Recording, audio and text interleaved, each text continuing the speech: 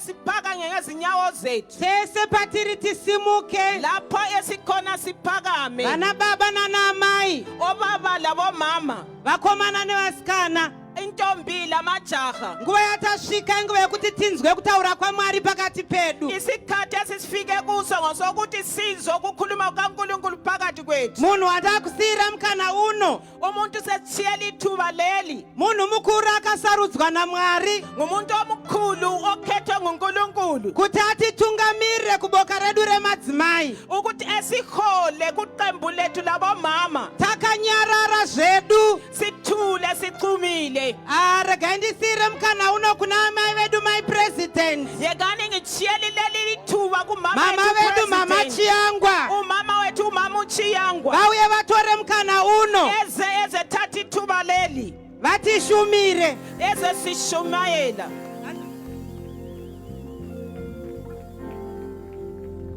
Ngatiwembere zvedu vachiuya. Asiqhakazeni izandla esiza.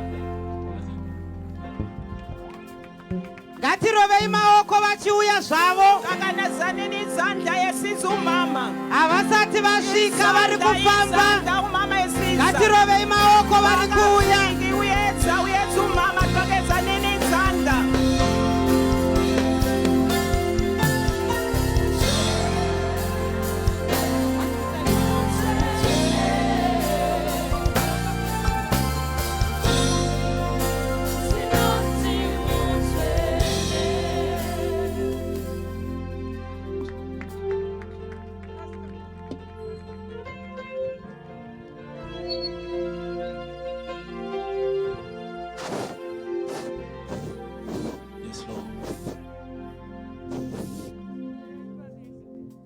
There is power, there is power, there is power in Jesus, power in the blood of the Lamb. There is power, there is power, there is power, there is power.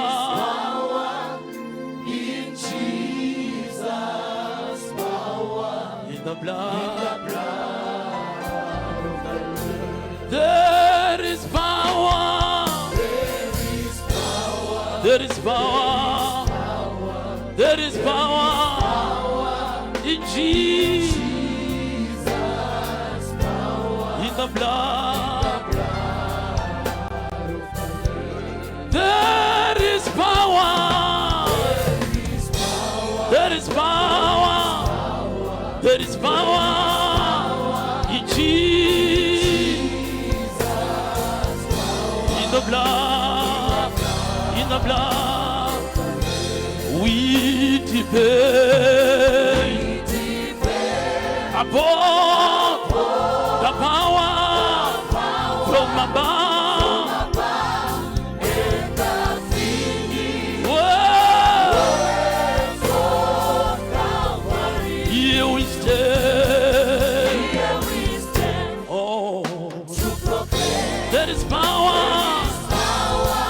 Jesus, there is power in the blood, in the blood.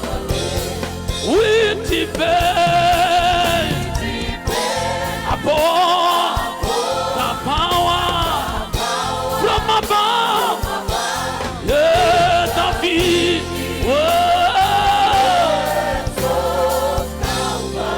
here we stand. There is power in Jesus, power in the blood of the Lamb.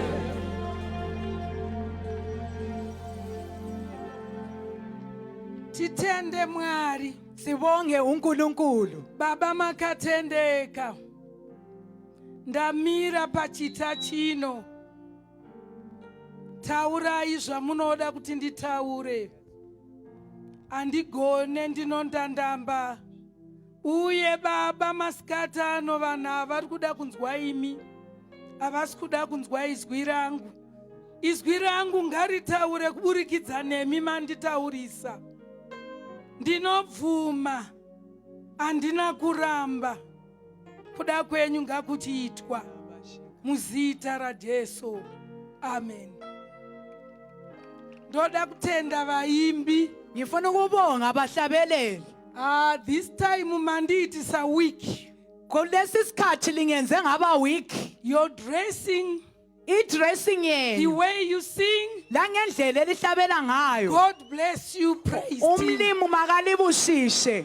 You may take your seat. Lingathatha izihlalo zenu. Toda kutenda Mwari. Sifuna ukubonga uNkulunkulu. Pane art of doing things. Kule art of doing things. Even music yacho, I-music yakhona high standard. hayi lizinga eliphezulu.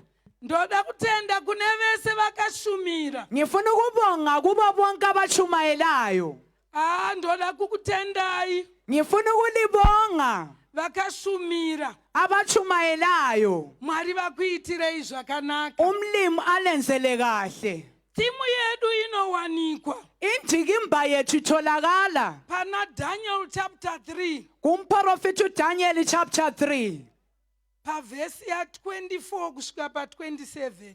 kuvesi lika 24 kusiyafika ku 27. Ini ndichada kudhira nerugwaro irworwo. Mina nzafuna ukubheka ngogwalo lolu. Iye murume anonzi Daniel. Yona indoda ethiwa nguDaniel. Murume uyu haana kumira musha. Lundoda kamanga kahle. Haana kumira musha. Kamanga kahle. Ndombodiudzira zvangu mbichana. Ngifuna ukucazulula kancane. Vamwe vakadudzira zvakawanda wanda. Abanye bacazulela okunengi nengi. Daniel anotorwa uDaniel uyathathwa kubva munyika yake ukusuka elizweni lakhe yeJuda eyaboJuda achiendeswa kuBhabhiloni. ehanjiswa eBhabhiloni. Akanga ari teenager. Wayeyi-teenager Ane 15 to 16 years. ele 15 to 16 years. Haana kuenda ega. Kazange ahambe yedwa. Akaenda neshamwari dzake. Wahamba labangani bakhe.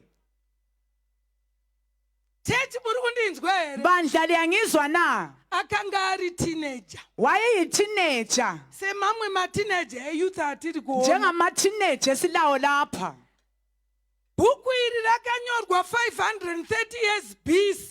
Leli bhuku labhalwa 530 BC. 530 BC. BC kureva kuti before Christ. BC kusitsho ukuthi before Christ. Ndizvo here ma-theologians. Yikho yini bafundi beBhayibheli? Shout glory. Bhuku iri rakanyorwa nemurume anonzi Daniel. Leli gwalo lwabhala nguDaniel. Paakanyora Lapho ebhala akanga aine 90 years. wayele 90 years. Apa atorwa kuitwa nhapwa. Lapho ethethe waba Aine 15 isigqili. to 16 years. Ele 15 to 16 years. Yacho iyo. Yiyo i-age yakhona. Ukatorwa kuitwa nhapwa. Ungathathwa ukuba isigqili. Unongoitiswa zvese zvese. Uyayenziswa konke konke. Hauna power. Awunamandla. Unenge wa-powerless. Uyabe ungasela mandla Vakutora. ngoba bakuthathile. Vanenge vachida kukushandisa. Babefuna ukukusebenzisa. But not nemurume uyu. Kodwa ikhona ngalindoda. Ndichamboda kuti batei. Ngifuna ukubamba bamba Noti profile yake. iprofile yakhe.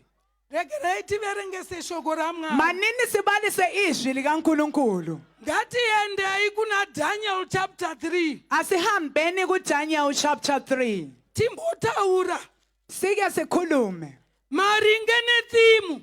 maqondana lendikimba. Ndozokudzorerai futhi kumashure. Senza libisela emuva. Ndokumbira muverenga averenge Daniel chapter 3. Ngicela obalayo asibalele Pavesi ya 27. evesini lika 27. Muprofita Daniel chapter 3 verse number 27. Muchiverenga muchiti pane koma mumbomira. Lapho kule khoma ume kancane. Zvino machinda navarayiri namadzishe namakurukota Mamanya zvino machinda. Manje amadoda, Princess. ama-princess, Nemakurukota. labakhulu, namadzishe nemadzishe lamakhosi. ndaona ishe mangwanani vachiripo here Ngibona inkosi bephakathi kwethu isakhona na. varikupi ndambona vanga vari pano Ngike ngabona inkosi phakathi kwethu. hendeyi Vakavungana. vakaungana vanhu ava nemadepartment avo uye nemaranks avo Bebuthene ngama-department lamarenka abo. Vakavona varume ava. hendeyi Kuti moto wakanga washayiwa simba. varume ava Amadoda lawa moto wakaita powerless umlilo waswela amandla. why wakaita powerless Indaba waswela amandla. imbotombopasiya ipapo Asike sime kancane lapho. nokuthi moto awungangoita powerless Ngoba phela umlilo ngokuphela for no amandla. reason Kungela sizathu. pane zvikonzero Kulesizathu zvakakonzera okwabangelayo kuti moto uve powerless ukuthi umlilo uswela amandla. regerai ndikontrole mhepo pano Mana ngicontrol umoya lapho. dutu rakati ramuka Kuthiwa sathi Jesu sesivukile isiphepho. akaphakamisa dutu uJesu wakhuza isiphepho. ndinorayira mhepo Ngilayela isiphepho. ndinorayira tiri kukonzera mhepo Ngilayela lokho kubangela umoya. mhepo inosayirirwa nevavengi Umoya ofakwa ngababi. nezvakanaka zviri kuitwa Nalokho kuhlokwenzakalayo. ndinokuti come out Ngithi come out. nevaituma Lalabo abayithumileyo. come out in the name of Jesus Come out in the name of Jesus. in the mighty name of Jesus Ngegama likaJesu. dutu ngaridzikame Isiphepho leso masiphole. ndigone kushumira Ngikwanisa ukushumayela. mazvita baba Ngiyabonga nkulunkulu. hendeyi Wakashayiwa simba pamiviri yavo. moto Umlilo. Hey, moto uyu wakasiyana nemoto watinobikisa sadza Umlilo lo uchiyene lalo esiphekisa nokuti isitshwala. watinobikisa sadza Ngoba siuphekisa isitshwala. tinogona kuudzima Siyakwanisa ukucica. noti nemoto uyu wakanga waisirwa Shadrach, Meshach and Abednego Hayikhona umlilo awusenzelwa amajaha amathathu. wakanga waitwa times 7 Wawuyenzwe times kasikhombisa. kuda kudhira nevanhu Ukudila lalaba bafana. Hey, vakaita blanda Bayenza iblanda. pane vamwe vekudhira navo Kulabanye abadilwa labo. as long as vanhu vari majuda As long abantu nyaya bengamajuda. iyi hauitenge Indaba le awuyithengi. haiwinike Ayinqobeki. nekuda kwerudzi rwabatwa Ngenxa yosendo lubanjiweyo. shamwari dzadhanyeli Abangani bakaDaniel. Kunyangwe nefudzi remisoro yavo. bvudzi Inwele. Rakanga risina kufurwa.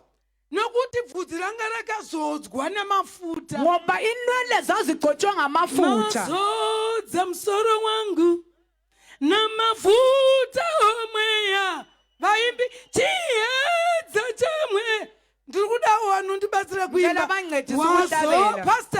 pastor wazodza musoro wangu aiwa namafuta omweya ndicho chiyero changu aiwa chobva chuka neropafadzo yerebosvika wazodza vakanga musoro wangu vakadzorwa musoro Babegcotshiwe ikhanda nemafuta ngamagcobo. imbai pastor chiyero changu chobva chuka neropafadzo aiwa wazodza musoro wangu ndiwona mafuta omweya wakazodzwa musoro uyu chiyero changu chobva chuka neropafadzo wakazodzwa musoro uyu wazodza musoro wangu aiwa namafuta omweya chiyero changu chobva chuka neropafadzo enemy haina nzvimbo Ienema ila ndhawu. kana wakazodzwa musoro Nawugcotshwe ikhanda. nemafuta akasiyana nemamwe mafuta Ngamafutha achiyane the lamanye devil amafutha. haikuataki Udevulu ngeke nokuti akubambe. musoro wakazodzwa Ngoba ikhanda ligcotshiwe nemafuta ngamafutha. imba musoro wangu aiwa namafuta omweya tazo Chiyero changu chopachuka neropafadzo wasodza musoro wangu Mwari namavuta omweya Chiyero changu chopachuka neropafadzo Chiyero changu chopachuka neropafadzo Aiwa chiyero changu chopachuka neropafadzo Aiwa chiyero changu chopachuka neropafadzo Kana wakazodzwa musoro manje nxa ugcotshwe ikhanda namafuta akasiyana nemamwe mafuta amafuta atshiyane namanye amafuta Satana hagoni kukubamba usathani ngeke akubambe varume vaiswa mumoto amadoda asefakwe emlilweni havana kunhuhwa moto abazange banuke hembe mlilo dzavo hadzina kutsva impahla zabo azange zitshe nokuti vakanga vaine anointing ngoba babelogcobo havana kupiswa abazange betshe manga mapedze here ubusuqedile namajasi avo ndakuita mutambiro wechijuda akanga asina kushanduka kunyangwe nomunhu wiwe moto panga pasina ivhini zvakafanana nemunhu kufanana lo muntu ukavesa moto ungabasa umlilo unonhuhwa moto uyanuka umlilo these three men amadoda lamathathu varume vatata amadoda lamathathu no sign yekunhuhwa huni babenganukeleli inkuni no sign yesmoke babenganukeleli intuthu varume ava vai vakanga vasina kunhuhwa moto injaba babenganuka umlilo chekutanga okwakuqala vanga vari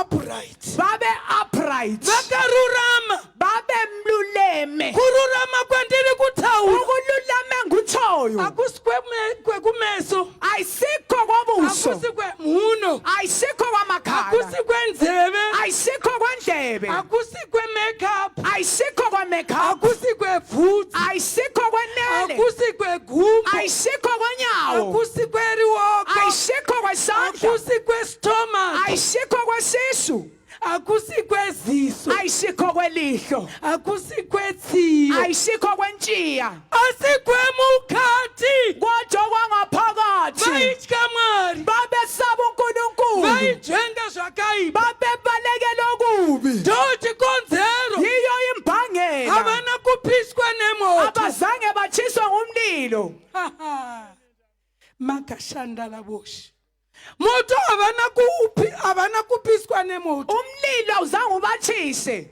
regerai ndimbodudzira manini ngike ngichasise kuti thimu yedu ukuthi indikimba aphe yethu ipe kugara banikeni lapho kwakuhlala the inoreva kuti uri kuda kutsanangura kutsho ukuthi ufuna ukuchasisa victorious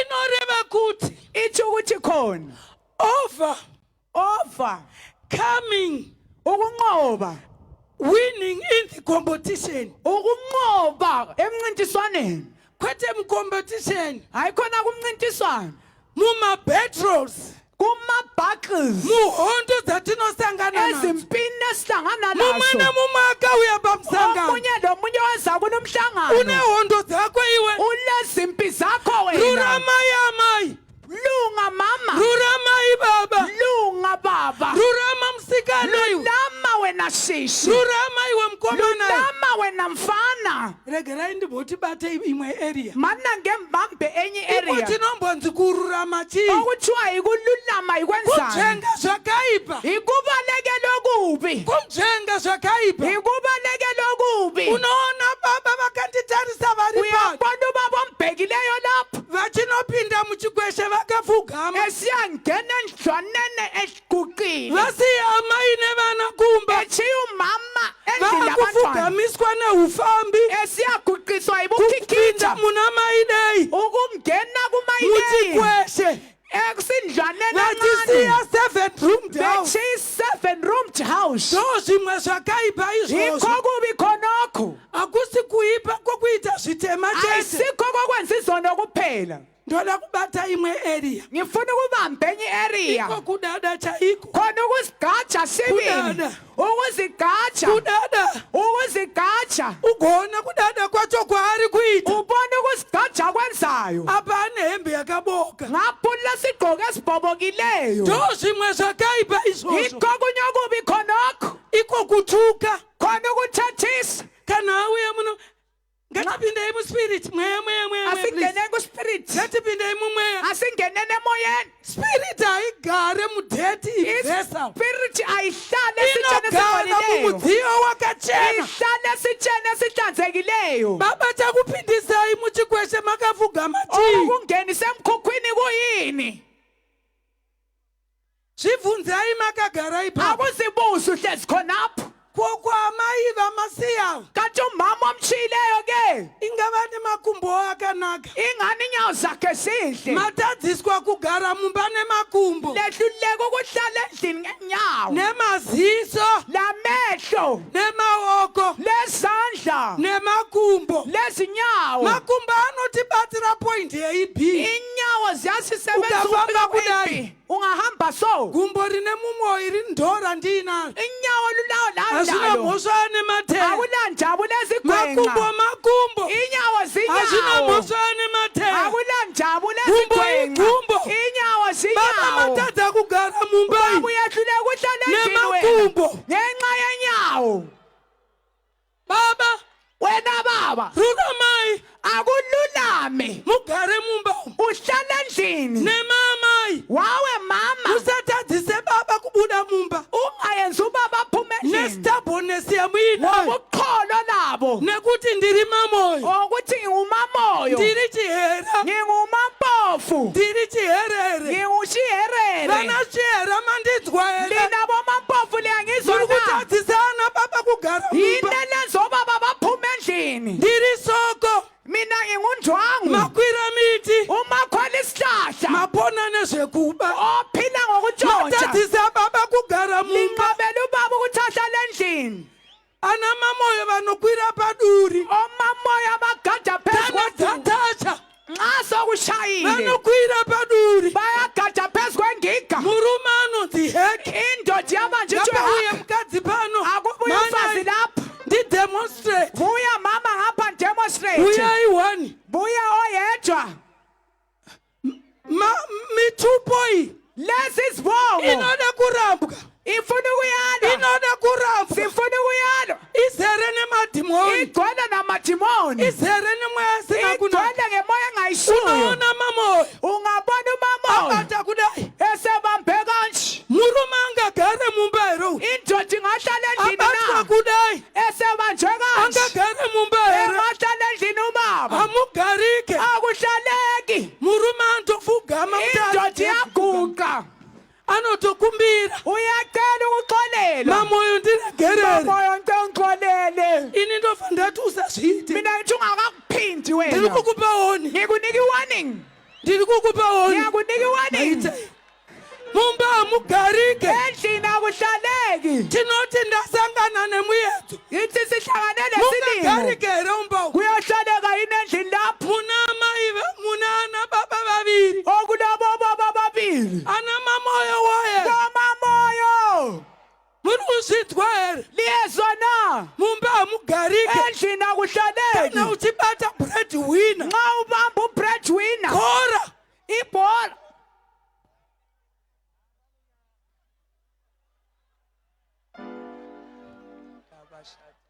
unokunda uyanqoba kana wati mwari ndibatsirei nxa ungathi nkulunkulu dhimoni ngisize rerudzi rakandigara idimoni lesendwe ngarizame lenhliziyo mandiri malisuke kimi ndinoda kuva amai kwavo ngifuna ukuba ngumama uqobo vanoti kana vakutaura othi nxa ekhuluma havataure murume vachimunongedzera kakhulumi nendoda ikhomba ngomunwe kana angawuyerapi ukhona yini ongabuya lapho aiwa ndoda mukadzi ngifuna umfazi babavo ini ndine adzimai mina yimi unkosikazi maswera seiko moyo itshona njani baba moyo dewa sai vuma balandza chirandu varozvi vakapera nenda. abanozwa baphela ngentshwala. Unoona kunyange chikwama. Uyabona lesikhwama. Unopiwa chikwama. Uyaphiwa sonke. Unopiwa zvose zvaunoda. Uyaphiwa konke okufunayo. Asi ukaita zvakaipa. Kodwa ungayenza okubi. Chikwama uchione. Isikhwama usiboni. Ini ndigere napresident. Mina ngihlezi nomongameli. I respect my husband. Ngiyamhlonipha umngami. Ndiri kuita take care of my husband. Ngiyamgcina umngami. Anodya quality food. Udla ukudla koqobo. Noti zvese zvese. Hayi khona konke. Ruoko rwangu runonyora. Isandla sami siyabha. Kana ndakuayina. Nxa sengi-ayina. Ndinonyatsoti Mwari ndakuayinira muranda wenyu. Ngiyathi uNkulunkulu sengi-ayinela inceku Kuti yakho. paanofamba. Ukuthi lapha ahamba khona. Vaone kuti munhu waMwari Abone mutsvene. ukuthi umuntu kaNkulunkulu This ungcwele. man is holy. Lundoda ungcwele. Kana pakaita awona achiyangwa nemumwe munhu. That's a lie. Obone ungabona uba kuchiyangwa nomnye umuntu. Nokuti zvese ndinoita kuna baba. Ngoba konke ngiyakwenza kubaba. Kana ukada kuita masaira pamberi pawo. Ungafuna ukwenza isitayila phambi You are kwakhe. wasting time. Udlalisa isikhathi. You are wasting your time. Udlalisa isikhathi. Because zvese vanozviona. Ngoba konke uyakuthola. Kuna Mother General. Kumother General. Muchiona ndichichena kudai. Limbona ngiceca kangaka. Mother General. Umother General. Tine vanhu vaMwari vatadza kupfuurira neministry. Silabantu bakaNkulunkulu abehle ukuqhubeka Nekuda neministry. kwemeso. Ngenxa yamehlo. Meso pasi. Amehlo phansi lawo. Imama ita ijuti renyu. Wena mama yenza ijuti yakho. Kuti baba basabude. Ukuthi ubaba engaphumi endlini. Kunyange mkava kubasa. Lanxa ungavela Do emsebenzini. your duty as a mother. Yenza umsebenzi wakho njengonkosikazi. Full time kuna baba. Full time kubaba. Regera kutendera baba kubuda nenzara. Yekela ukuvumela ubaba ephumela mpili. Ndofunga ndadudzira about Ngiyabona Victoria. ngichasisile. Ndakuda kudifaya. Semfuna ukudifana. Let me clarify the word church. Mana ngichasisa ibala elithi church. I want to clarify the word Ngifuna church. ukulicazulula ibala elithi church. Church iri kunzi Victorious. Ibandla elithwala inqobile. Yasiyana nedzatakatorerwa. Litshiyene nama-churches Yasiyana athathelwayo. nedzatakatorerwa. Litshiyene nalawo esawathathelwayo. We are peculiar people. Thina singabantu We ababalulekeleyo. are peculiar people. Singabantu ababalulekeleyo. Church, Ibandla, a building isakhiwo used for public Christian worship. esisetshenziselwa ukukhonza. Public place Public place. for everyone to go and worship. Eyomuntu wonke ahamba You ekhonza. see another guy coming Uyabona omunye undoda esisa saying, "This is my church." esithi le i-church A yakhe. young man Umfana omncane who once was a shepherd, owayeyishepherd. shepherd of sheep. Ishepherd yezimvu. Now he is a pastor Namhlanje coming sengumfundisi. to take what he didn't build. Usebuye ukuzothatha angawakhanga. Yanzi, it's a public. Kuthiwa yi-public. Kureva kuti public, everybody is free to come and worship. Kutsho ukuthi wonke umuntu free ukuzoworshipa. Church is for everybody. Ibandla ngelomuntu Tom wonke. and Dick. Bonke oTom labo Vanofanirwa vane freedom of worship. kumele babe be-freedom Kuuya yokukhonza. kuzonamata. Bezokhonza uNkulunkulu. Hazvina mhosva yakatorwa. Akunandaba yathathwa. Hazvina mhosva dzakatorwa. Akunandaba zathathwa. Tarirai Victorious Church. Khangela ibandla This linqobayo. prazi rine 78 hectares. Leli plaza lile 78 hectares. Nzvimbo isina kusvibiswa. Indawo engangcoliswanga. Nzvimbo isina kusvibiswa. Indawo engangcoliswanga. Yatinonzwa Mwari vachitaura. Esizwa uNkulunkulu ekhuluma. Yakaunganirwa nevanhu vaMwari. Ebuthanelwe ngabantu bakaNkulunkulu. Yatinoti holy place. Esithi indawo engcwele. Do iri pano. Yiyo le elapha. Hatisi kuregreta Asiregret. about churches dzakatorwa. Asizisoni ngamabandla ahambayo. Regerai ndikutaurirei. Mana ngilitshele. Victorious Church. Ichurch enqobileyo. Kureva kuti Victorious.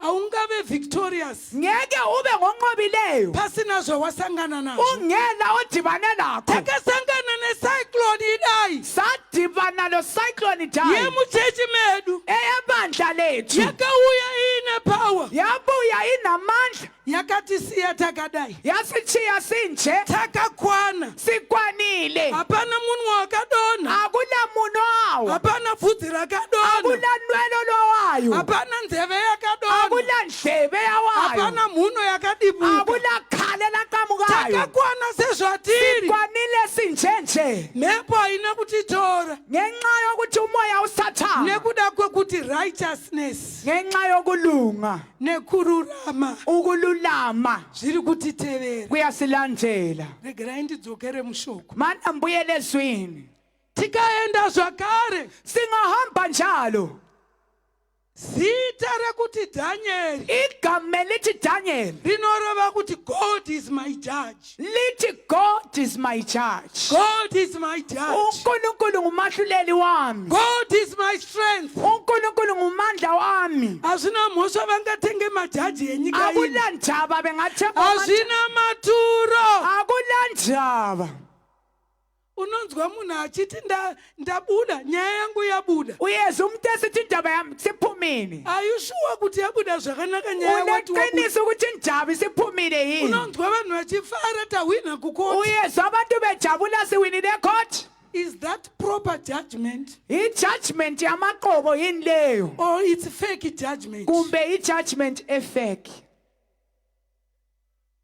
Fake judgment. fake judgment Kuna Mwari hakuda majaji. kuNkulunkulu akula majaji Regerai vanopembera vapembere. yekelana bathokozayo bathokoze Kudenga hakuna majaji. ezulwini akulabojaji Hakuna maroya. akula Kuna mameni one advocate kuna advocate who oyedwa is mighty Jesus. ongujesu kristu ophakemeyo Anotimiririra. uyosimela Kunyange hama dzikatiramba. lanxa izihlobo zingasiyala Vaugere navo vakakuramba. abahlezi lawe bengakwala Ariko anokuti come my son. yena ukhona othi wosa Come my mntanami daughter. wosa ndodakazi yami Vanhu vangakusvipe. abantu bengakukhafula Ungapiwe mazita ekunzi muri marebel. unganikezwa amagama okuthi ningabahlamuli Tingapiwe ma-nickname. unganikezwa ama-nickname But this is Victorious Church. kodwa le lichechi elinqobileyo Regerai ndidzokere mushoko ramwa. mana mbuyele ezwini Tikaverenga kuna Daniel singabala kuDaniel chapter 1 kuchapter lika-1 kubva paverse 6 kusvika pa7. sisuka ku-6 ya ku-7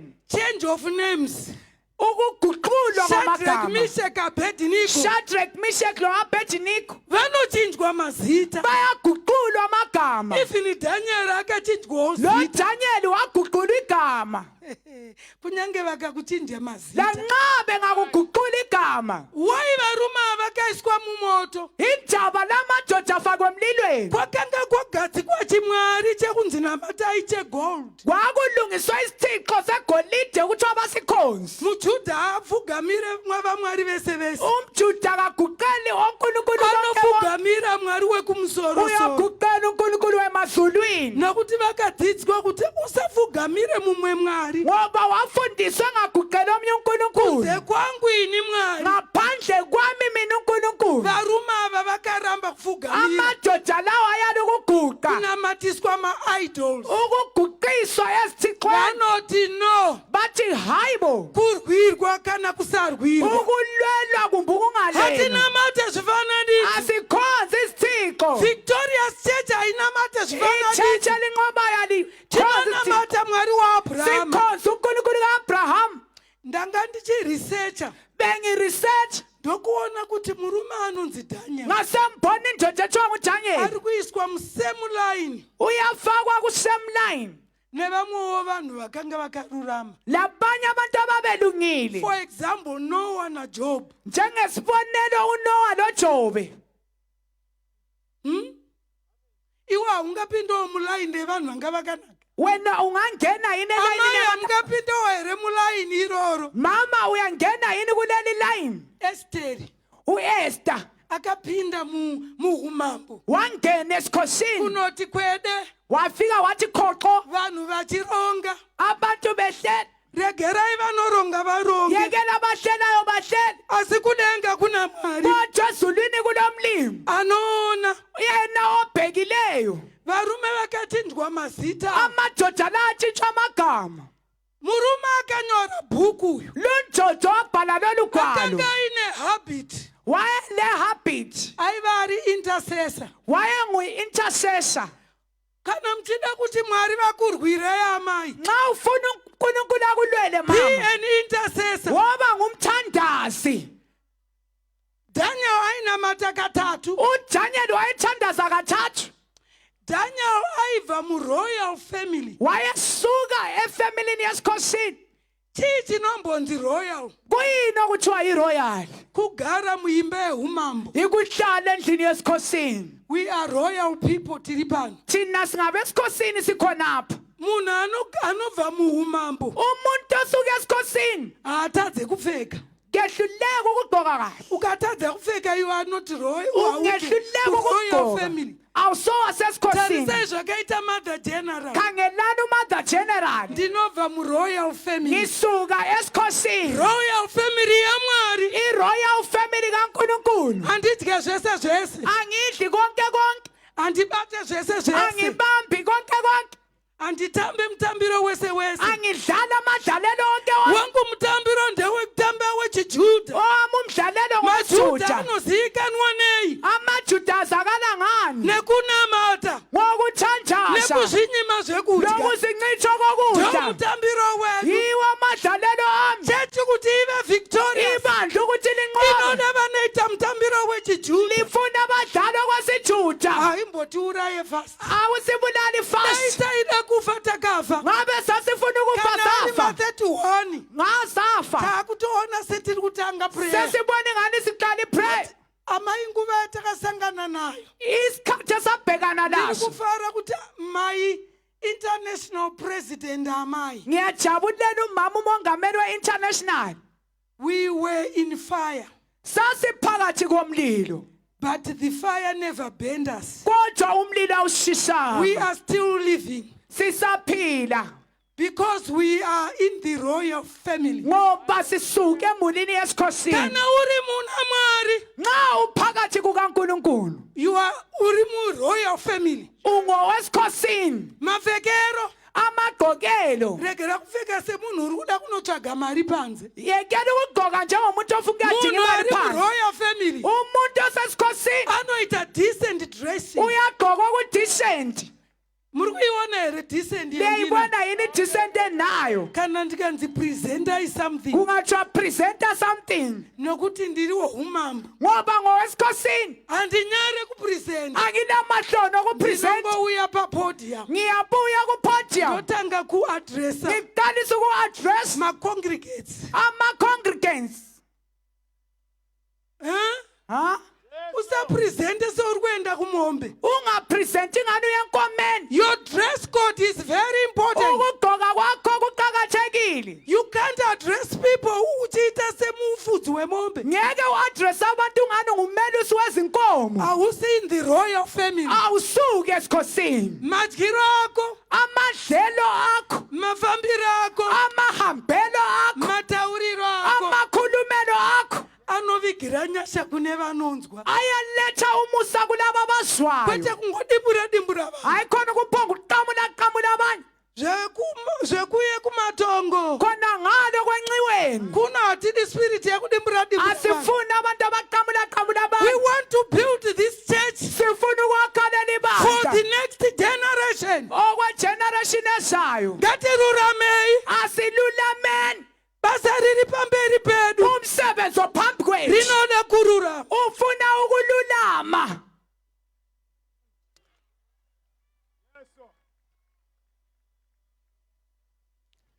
regerai masikatano mana ngithi ngani mina bhuku remunhu uyu ibhuku lalo muntu akanga akadzidza wayefundile learning and understanding efundile lokuzwisisa interpretation lokuhumutha of various dreams. okwamaphupho atshiyeneyo Murume anonzi Daniel lundoda kuthiwa ngudanyeli akakarova chikoro wayetshayile ibhuku nokuda kwekuti maari manga muine sweet spirit ngenxa yokuthi phakathi kwakhe kwakule-sweet spirit aigona kududzira zviroto wayenelisa ukuchaza amaphupho kwete kungonzwa munhu achidudzira zviroto zvaafunga. ayikhona ukuhumutsha amaphupho ozicabangele wona Ndaona varume vabvawo kuvachindirwisa. ngibona amadoda avela ngale ndlwisa Ndokurasika ka. khonokho yikulahleka Varume vekumabvazuva uku amadoda avela ngale vandirwisa mpumalanga kusvika vatitorera zvose. bangilwise bandithathela konke That's not the spirit of God. asomoya kankulunkulu Spirit of God haikonzerese confusion. umoya kankulunkulu awubangela i-confusion Inovaka. uyayakha Inoprotecta. uyaprotecta Inokonzeresa unity. uyakonzela iunity yayenziwa Inokonzeresa rudo. iyayenza kube nothando Ndo mweya waMwari uyu. hiwe umoya kankulunkulu Tikaverenga vhesi 27. singabhala evesini lika-27 Varume avaramba kunamata zvifananidzo namadoda seyala ukukhonza isithixo vakakandwa mumoto. bajikelwe emlilweni Moto basa rawo nderekupisa. umlilo umsebenzi wabo ngowokutshisa Moto ndewekupisa. umlilo ngowokutshisa Asi vanhu havana kutsva. kodwa laba bantu abazange bathi Why vasina kutsva? indaba bengatshanga Vaitya Mwari. babesesaba unkulunkulu Vainzvenga zvakaipa. babebalekela okubi Masikati ano. ngalimini How do you fight battles? ulwa kanjani izimpi Pane zvinhu zvinoita kuti ufighte mabattles. kulezinto ezenza ulwe izimpi Your personal battles. izimpi zakho wena mathupha Ma-physical battles. ama-physical battle zakho Ndoda kutanga nechinhu chekutanga. First priority. okwakuqala Practice discipline. practice idiscipline Practice discipline. practice discipline Discipline unopractice sei. idiscipline uyipractice kanjani Focus on what you can control yourself. focusa kulokho wena ongakucontrola wena ngokwakho Zvaunogona iwe kuzvikontrora. wena okwenelisayo ukukucontrola Dhira nezvinhu izvozvo. dila nalokho Ukaona uri mutenda asina discipline. ungabona ulikhono elingela discipline Une dambudziko hombe. ulenkathazo enkulu Number 2. okwesibili Warrior mindset. warrior mindset Basa rewarrior. umsebenzi Tana weqhawe zvibhakera. ngelokuchaya isibhakera Chechi yedu yakasangana nezvibhakera. ichechi yethu yadibana nezibhakera Ma-fights. inqindi ngokwayo Kubatana pahuro. ukubambana entanyeni Handiwo zviri kurehwa mindset ayisikho iyo. kutshiwoyo Warrior pakunamata. ukuba yiwariye Tegera kuthandazela kuzikanwa nekurwa panyama. ungayazakali ngokulwa Iva enyameni warrior pazvinhu zvemweya. woba liqhawe entweni Woita zikamoya mutambiro wechiJudha. uyenza amadlalelo esijuda Chekupedzesera. okokucina Gather your tools. hlanganisa amathuzi akho Unganidza simbi dzako. insimbi zakho zibuthanishe Unonzwa mumotaura achiti uyeso omunye sithi uyu impinga. lo uyimpinga Uyu impinga. lo ngumntwana ento zakhe Mpinga inoreva kuti kutshoni lokho okuqanjwayo munhu ane zvinhu zvake umuntu panyama. olento zakhe Iwe haungave mpinga yemuna Mwari. wena ngeke ube yimpinga kaNkulunkulu na Chekutanga. okwakuqala 2 yekutanga. okwesibili thulu Meditate upon the word.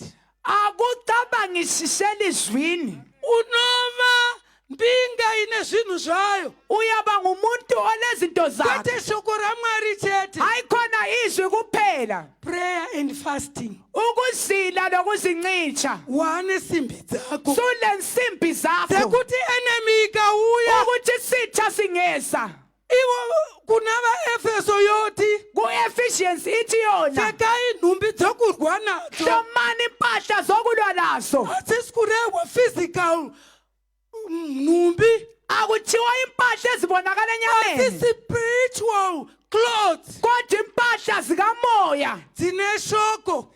silelizwi nekumeditata shoko racho lokumedithatha izwi lakho nekushandisa mabvi lokusebenzisa amadolo uchingoti mutsvene usithi ngcwele mutsvene ngcwele mutsvene mutsvene Pastor Mapokotera mutsvene mutsvene mutsvene come Pastor Mapokotera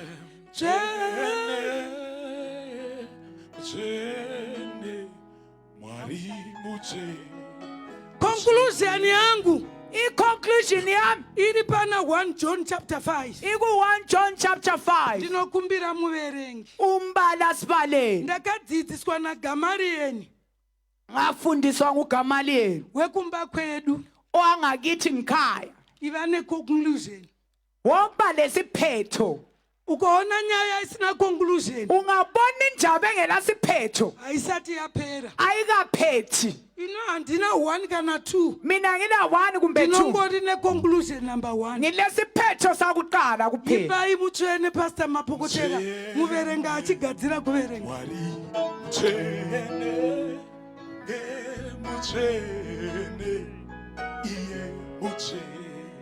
zvine simba Mwari mtsvene mutsvene ndiye mutsvene Mwari mutsvene tsvene mutsvene tamuona mutsvene hakuna mumwe mutsvene Mwari mutsvene aiwa mutsvene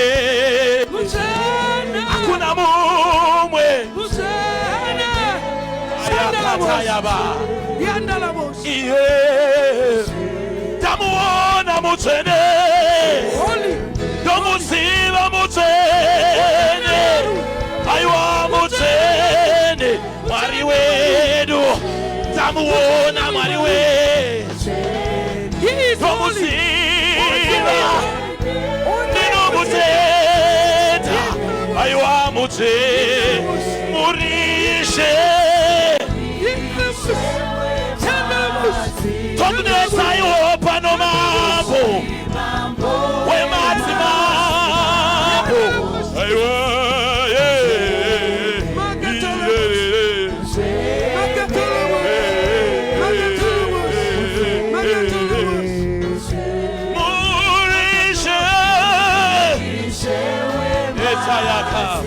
tokunetsai pano mambo hakuna mumwe watinotenda mutsvene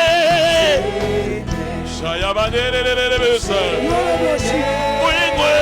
uingwele imutsvene rambai muripo vaimbi yanandikhona bahlabeleli conclusion yangu inowanikwa kuna 1 John chapter 5 isiphetho sami sitholakala verse ku-1 3 John and 4 ku-verse 3 lo-4 pane zvinhu zviviri kunezinto ezimbili chekutanga keep his commandment okwakuqala bamba imilayo yakhe believe that Jesus is the Son of God. kholwa ukuthi uJesu indodana kaNkulunkulu Do conclusion yangu yiso isiphetho sami kuchengeta mtemo inegumi ukugcina imithetho elithumi inochengetwa nemunhu mutsvene igcinwa ngumuntu ongcwele sing mutsvene hlabelani ungcwele imba sorry verengai Johani yokutanga chapter 5 verse number 3.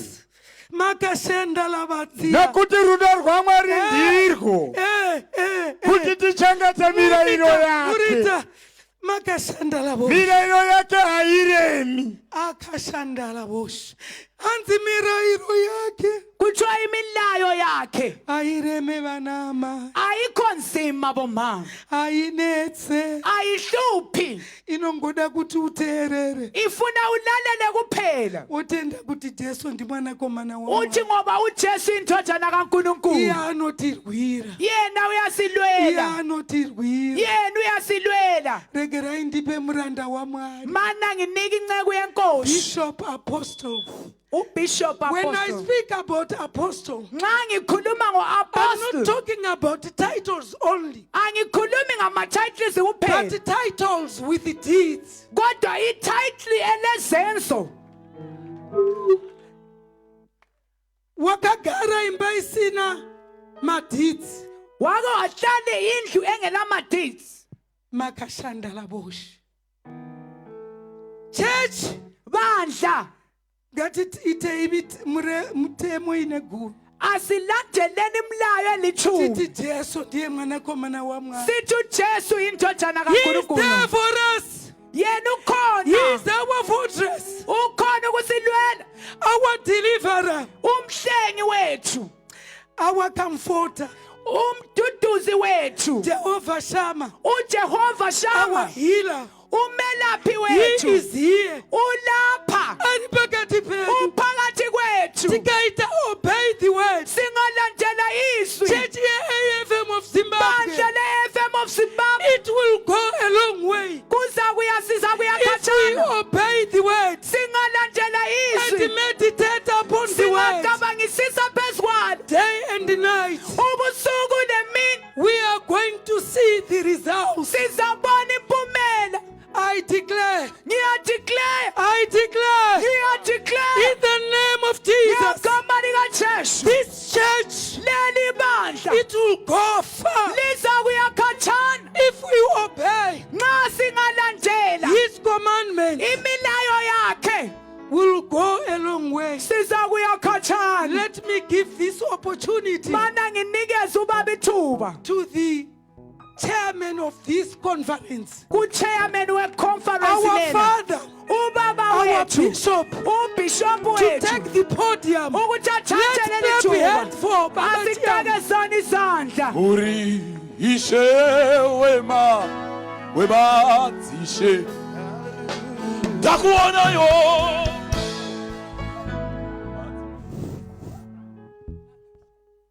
zvinonakidza kutaura kuti moto hauna kuvapisa okujabulisa ukuthi umlilo awuzange ubachise asi chakakonzera kuti vasapiswe chii kuyini okwabangela ukuthi bangashi pokutanga vakaramba chikafu chamambo okwakuqala bala ukudla kwenkosi chikafu chamambo ukudla kwenkosi chakawanda kunengi abrahamu paakapinda muijipita akati kumukadzi wake iti uri hanzvadzi yangu uAbraham engene eGibhite wathi kunkosikazi othi ungudade wethu nokuti kururama kwawakaita uku ngoba ubuhle olabo uri chikafu chamambo awuyikudla kwenkosi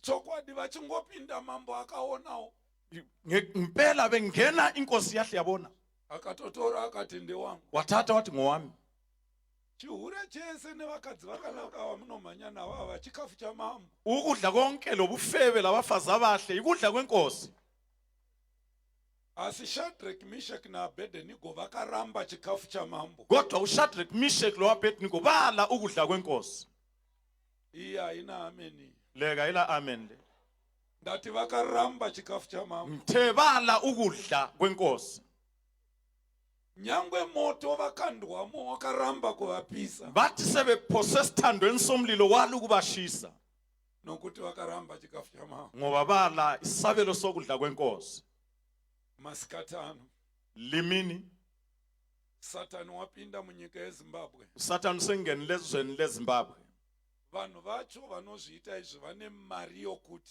abantu abakwenza lokhu balemali engenziyo vakomana vechidiki vari kupirwa mari mumaavenues umu amajaha asakhulayo banikezwa imali kuma-avenue they are becoming homosexuals sebesiba izitabane they are becoming lesbians sebesiba izitabane ende vari kukonzeresa izvozvo vari kuuya nemari yakasimba ababangela lokhu beza nemali eningi hama yangu hakuna anokuda saJesu mzalwane akekho kuthanda njengoJesu nyangwe zvivi zvako zvatsuka somucheka mutsvuku lanxa izono zakho zibomvu okwelembe libomvu Jesu anoti huya titaurirane uJesu uthi woza sikhulumisane huya titaurirane zvichachena sechando chamatsutso woza sikhulumisane zizokuba mhlophe njengongqwaqwane uri pano ula uri kurarama zvehomosexual nemalesbians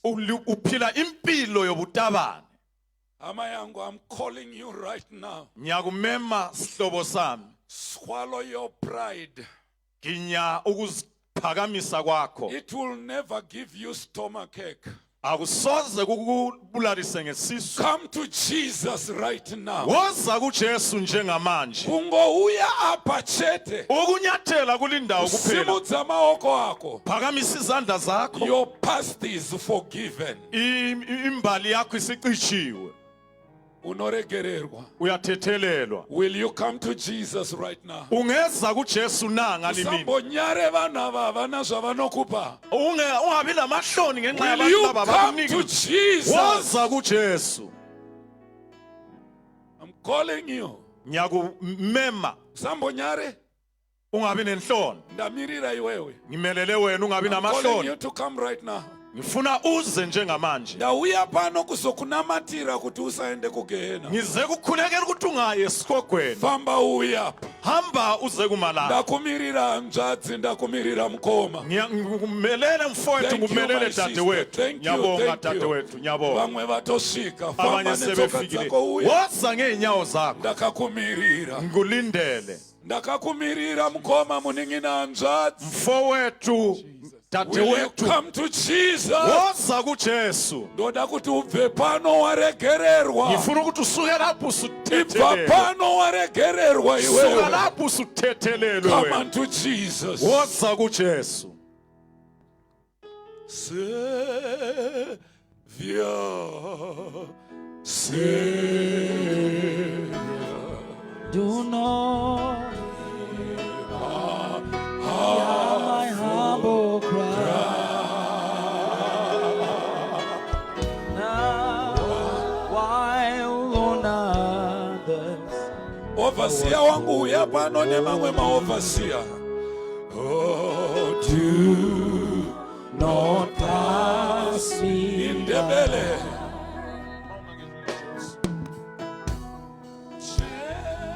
Jesu. Famba netsoka dzako ndakakumirira izvozvi. Woza ngezinyawo zakho ngulindele. Izwa mazwi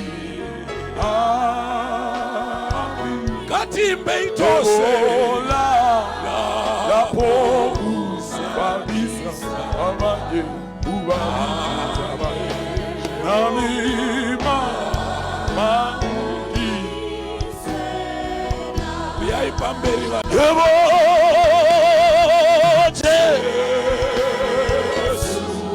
Jesu iswa mazwi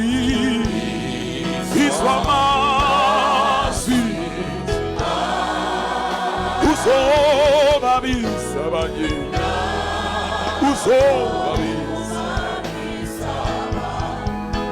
bawukiswe nami ukisona tochemera Jesu tawuya nemoyo wangu baba kuchema dochemera imi hamunokomborera vavo hamunokomborera musandipfura musandipfura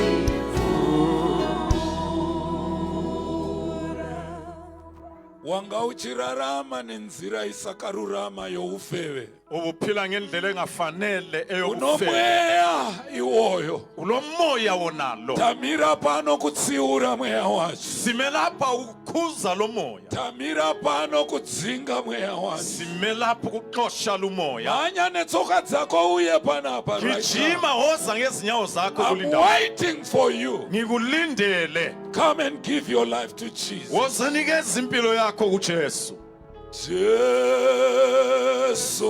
Jesu nochemera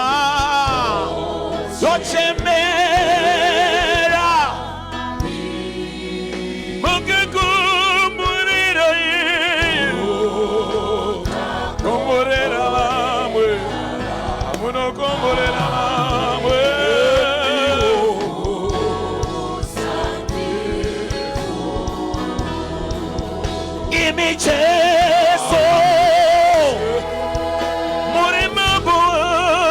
Jesu. simudza maoko ako utange kunamata Kuchemera. Mukakomborera vamwe. Mukakombore.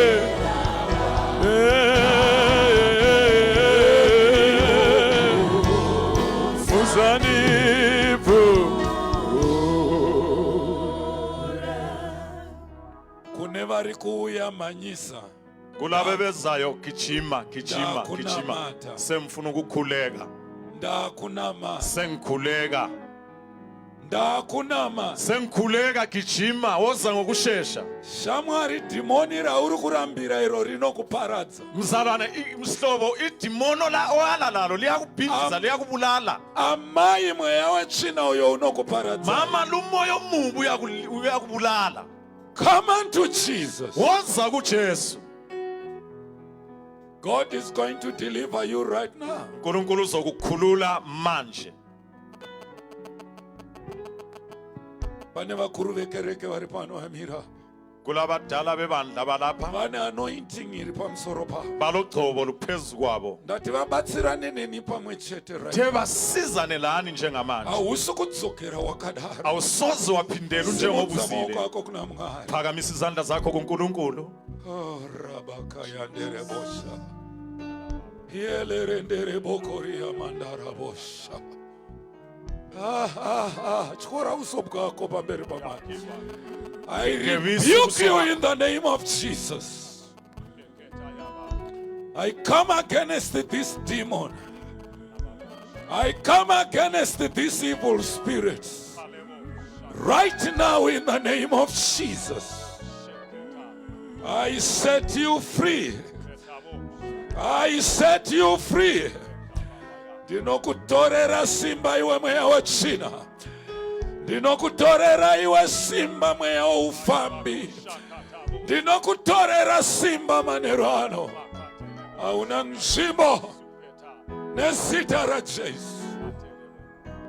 Makasimudza maoko teedzerai shure kwangu. liphakamisa izandla lingiselani njengokutsho kwami Ganitsirai muchiteedzera shure kwangu. limemezele ngemva kwami Baba vangu muri kudenga. baba osezulwini Ndiregererei mhosva dzangu. thethelela amacala ami Ndakakutadzirai. ngikuonele Ishe Jesu.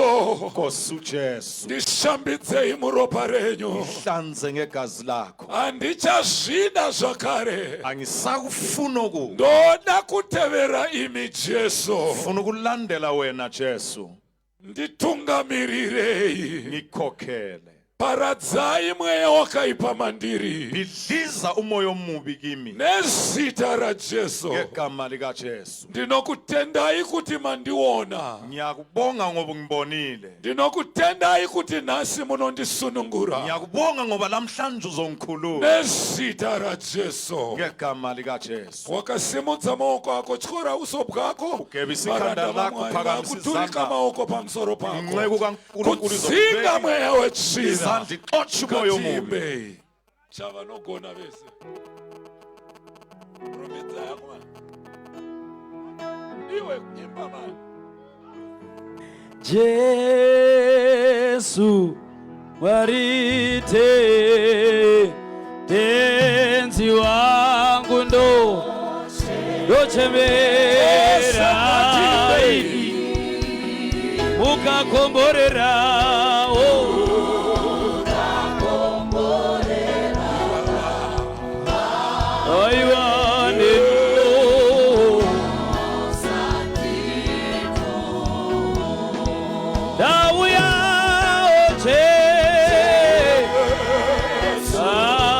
tenzi wangu ndochemera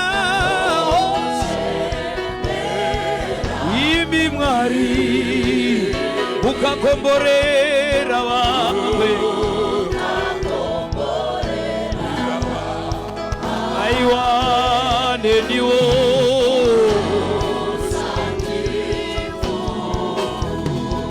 aiwa tenzi wangu ndochemera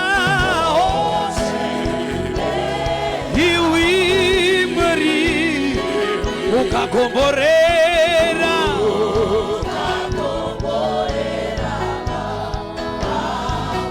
neniwo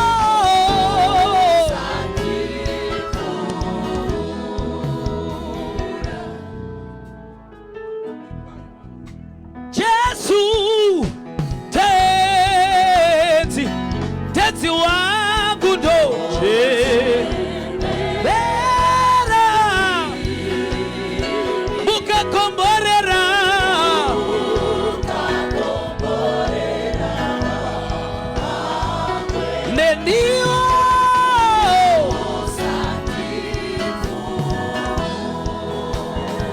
nasi ininga ndipiwe moyo mche ena Bafundisi dinokumbira dinokukumbira te kandikomborele kandiko asiuna Jesa ayuateti ochemero imi mwariwe mukakomborera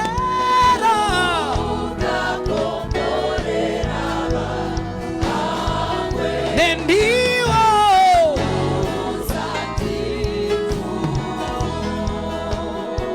gerunakonge runakorwenyuche omutsangazino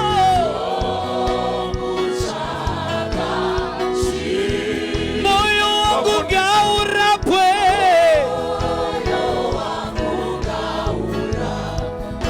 onakuponeswa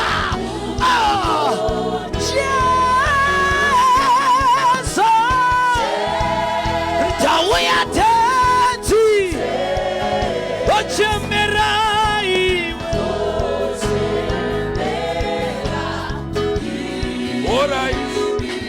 All right. Vamwe vakuuya basa rapera. Abanye sebesiza Baba umsebenzi vangu uphele. vaizotana mucheka dzafa. Gadzokerei tinogara. Asibuyeleni siyehlala. Ande. Asambeni. Vapera panga ndichida vanhu maningi. Kade mfuna khona abantu. Vauye. Nditeererei vana baba nana amai regai kufamba. Baba nabo mama manini lingahambi lalelani la. Amai Chiangwa vane ministry yavari kuda kuita. Umama Chiyangwa ulenkonzo afuna ukudlulisa. Simuchienda kunogara. Lapho lisiyahlala ezindaweni zenu. Blessing yedu iri pakuregerera.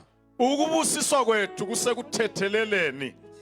Blessing ya Mwari inouya pakuregerera. Isibusiso sikaNkulunkulu siyeza ngokuxolela. Our future is not in the past. Ikusasa lethu kalikho kumbali kumbe lokho Our kwenzakala izolo. future is in the future. Kodwa ikusasa lethu likhona kusasa.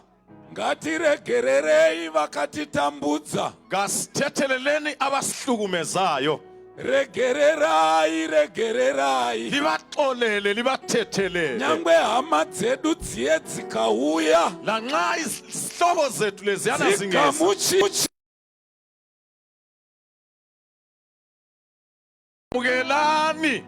Regai kuva nemweya wokudzosera. Lingabi lo moya wokuphindisela. Ngatiregererei. Masithethelele. Hallelujah. Mandinzwa here. Lingizwile na. Mweya wokuregerera. Umoya wokuxolela. Ngauve pamusoro pedu. Ngawube phezu kwethu.